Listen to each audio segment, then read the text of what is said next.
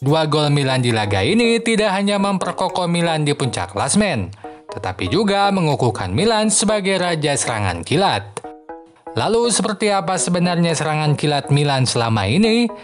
Dan bagaimana juga taktik yang digunakan Pioli dan Gasperini di laga ini? Bila kamu ingin tahu jawabannya, tonton terus video ini. Pioli tetap gunakan formasi andalan 4-3-3. Di belakang Kalulu kembali diduetkan dengan Tomori. Di tengah perubahan sedikit dilakukan. Kini tak ada nama Benacer atau Diaz. Justru Krunic yang dimainkan menemani Tonali dan Kessie. Di depan Leao yang sedang on fire tetap dipertahankan. Di atas kertas Gasperini gunakan 3-4-2-1. Di belakang Palomino ditemani Jim City dan De Roon. Di posisi wingback, Hepburn dan Zappacosta tetap dimainkan. Sementara di depan hanya Muriel yang dipertahankan, sementara pemain di laga sebelumnya digantikan Pasalic dan Pessina.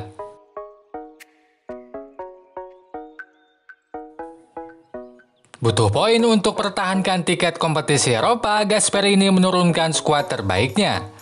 Ia tetap gunakan formasi 3 back dengan 2 wingback yang rutin maju ke depan. Saat menyerang, Hepburn dan Zappacosta akan berada di sekitar kotak penalti lawan. Misalnya pada gambar ini, Hepburn ada di depan kanan dan Zappacosta di depan kiri. Dengan taktik ini, Gasperini mencoba mengeksploitasi sisi lapangan yang tak tercover oleh 4 bek Milan. Bola pun dominan diumpankan ke sisi saat serangan dilakukan. Maka tak heran statistik mencatat 41% serangan dari sisi kiri dan 32% dari sisi kanan. Sebagai contoh, lihatlah cuplikan ini. Pasalic melebarkan bola ke Zappacosta di sisi kiri.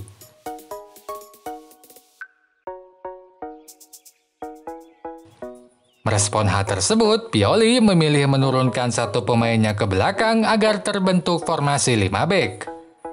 Dengan cara ini, ruang kosong di kedua sisi bisa dipersempit sehingga Atlanta tak leluasa menyerang lewat sisi lapangan.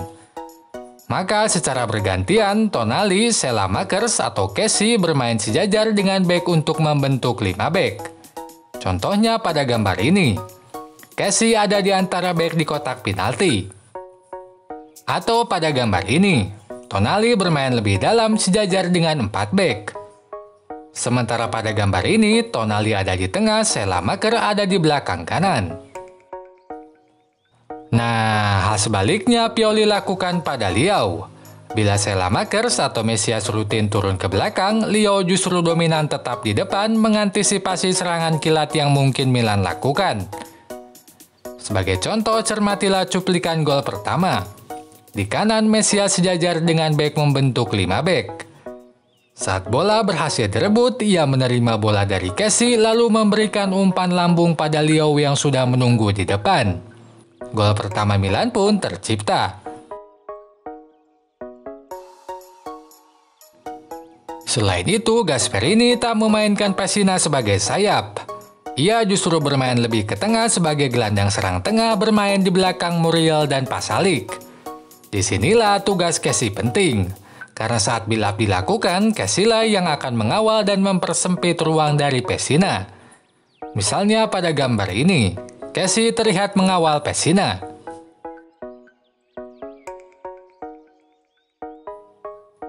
Sebaliknya, Atlanta memang bertahan dengan 5 bek. Hepburn dan Zappacosta akan sejajar dengan bek tengah membentuk 5 bek. Contohnya pada gambar ini. Hadapi taktik tersebut, Pioli lakukan kontradiksi taktik. Ia tidak hanya menyerang dari sisi lapangan, tetapi juga dari tengah lapangan. Tercatat 34% serangan Milan dilakukan dari tengah lapangan.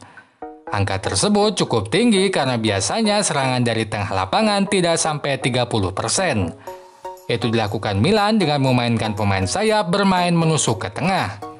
Leao yang ada di sayap kanan lebih banyak melakukan tusukan ke tengah. Selain itu, Giroud pun rutin bermain lebih dalam sehingga menjadikannya pemantul bola saat serangan dilakukan lewat tengah lapangan. Misalnya pada cuplikan ini, Giroud menerima bola di tengah lapangan lalu mengumpankan bola ke pemain tengah lain. adaptasi lain yang Pioli lakukan dengan memainkan Tonali lebih depan.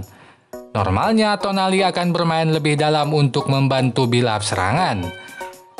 Namun karena di kotak penalti lawan ada 5 bek, maka Tonali bermain lebih maju untuk menjadi distraksi. Bila Tonali tidak maju, 5 bek Atlanta hanya akan melawan 4 pemain Milan. Maka Tonali maju agar terjadi 5 versus 5.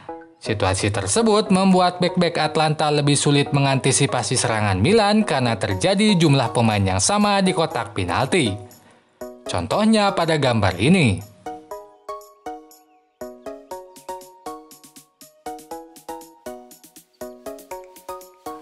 Nah, seperti yang sudah dijelaskan sebelumnya, serangan dari sayap bukanlah prioritas Milan.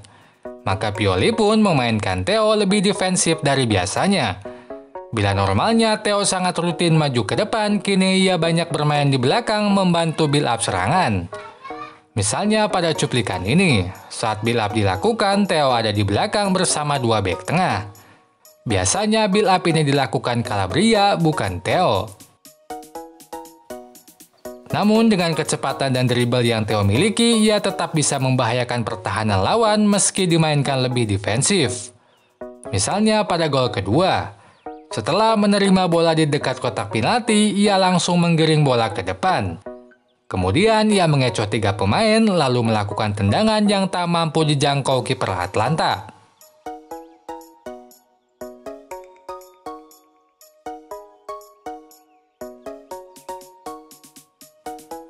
Dua gol Milan di laga ini dihasilkan dari serangan kilat atau balik. Fakta ini bukan kebetulan karena ternyata Milan memang raja serangan kilat di Serie A. Sampai pekan ke-37 Milan mampu hasilkan 8 gol dari serangan kilat. Milan pun menjadi yang terbanyak dibandingkan tim Serie A lainnya. Ini menandakan bahwa serangan kilat merupakan taktik yang dilatihkan dan diterapkan oleh Pioli. Oke sobat semua, dapat disimpulkan kebuntuan Milan di babak pertama mampu dipecahkan oleh 2 serangan kilat di babak kedua. Seperti biasa, Theo dan Leo menjadi pemain yang terlibat dalam serangan-serangan kilat Milan. Oh iya, sebelum pamit, kalau ada yang ingin ditambahkan atau didiskusikan langsung aja tulis di kolom komentar. Jangan lupa juga untuk like dan subscribe agar kamu terupdate video-video terbaru dari channel ini. Sampai jumpa lagi. Goodbye.